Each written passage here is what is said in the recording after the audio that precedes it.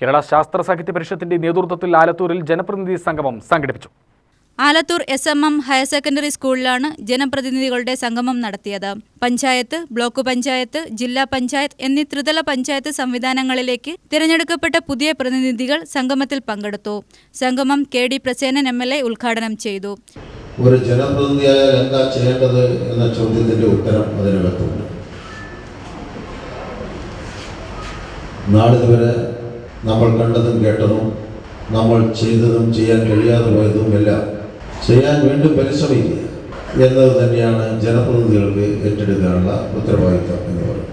അല്ലാതെ പ്രത്യേകമായ എന്തോ ഒന്ന് നമ്മൾ ആയിരിക്കുന്നു എന്ന തോന്നലും അതിൻ്റെ ഭാഗമായി ഇന്നലകളിൽ ചെയ്തതല്ല മറ്റെന്തോ ചെയ്യാനുള്ള ഉത്തരവാദിത്തമാണ് തങ്ങളിൽ നിക്ഷിപ്തമായിട്ടുള്ളത് എന്നുമുള്ള തോന്നൽ നമുക്കുണ്ടാവാൻ പാടില്ല. അങ്ങനെ ഉണ്ടായാൽ ആദ്യം സംഭവിക്കുക നാളിതുവരെ ജനങ്ങളോട് കഴിഞ്ഞ നമ്മൾ പതുക്കെ ജനങ്ങളിൽ നിന്ന് മാറുന്ന ഒരവസ്ഥയിലേക്ക് എത്തും. ശരീരം കൊണ്ടല്ല, മനസ്സുകൊണ്ട്. അങ്ങനെ മാറിത്തീർന്നാൽ പിന്നെ കുറച്ചു കാലം കൂടി കഴിയുന്നതോടുകൂടി ഈ 5 കൊല്ലത്തിനിടയിൽ എവിടെയെങ്കിലും വെച്ച് നമ്മൾ ജനപ്രതിനിധി അല്ലാതായി മാറും. പക്ഷേ സാങ്കേതികമായി ഔദ്യോഗികമായി ജനപ്രതിനിധിയായി തുടരും. നമുക്ക് ഓണററി കിട്ടും, അതെല്ലാം കിട്ടും. പക്ഷേ ജനങ്ങളുടെ പ്രതിനിധിയായി നമുക്ക് നിൽക്കാൻ കഴിയാത്ത അവസ്ഥകൾ. ആ അപകടത്തിലേക്ക് നമ്മൾ ചെന്നുപെടാതിരിക്കാൻ ജനകീയമായ കാഴ്ചപ്പാടുകൾ നമ്മുടെ സാമൂഹിക സാമ്പത്തിക വികസന പ്രവർത്തനങ്ങളെ സംബന്ധിച്ച് ചിന്തിക്കുമ്പോൾ ഉണ്ടാവണം എന്ന് ഓർമ്മപ്പെടുത്തുന്ന ഏറ്റവും പ്രധാനപ്പെട്ട ഒരു പ്രസ്ഥാനമാണ് ശാസ്ത്ര സാഹിത്യ പരിഷത്ത്. പരിഷത്ത് മേഖലാ പ്രസിഡന്റ് മുരളി അധ്യക്ഷനായി.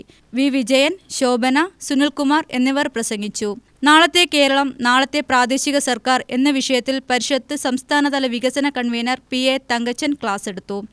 ഒരു നാടിന് പ്രശ്നങ്ങൾ ഉള്ളതുപോലെ തന്നെ ആ നാടിന് വലിയ സാധ്യതകളും ആ സാധ്യതകൾ എന്താണെന്ന് കണ്ടെത്തുക എന്നത് വളരെ പ്രധാനമാണ്. അതിൽ നിന്ന് ഒരു ജനതയുടെ ജീവിതത്തെ ഉയർത്താനാവും, ഒരു ജനതയുടെ കാഴ്ചപ്പാടിനെ തിരുത്താനാവും അത് ഇടപെട്ടുകൊണ്ട്. അപ്പോൾ അത്തരമുള്ള ഒരു കാഴ്ച നമുക്കുണ്ടാകണം.